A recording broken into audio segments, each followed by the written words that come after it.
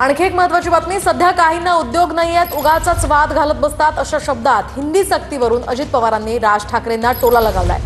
दरम्यान अजित पवारांच्या टोल्याला संदीप देशपांडेंनी सुद्धा उत्तर दिले। नेमकं कोण कोणास काय म्हटलं पाहूयात सविस्तर।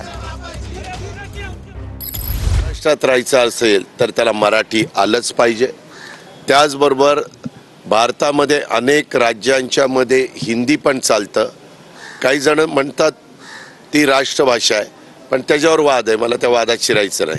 हे बाकीच्यांना सध्या कुणाला उद्योग नाहीत ना, काम नाही ना, ते असले वाद काही ना काही घालतात आणि त्याच्यातच ते वेळ घालवतात।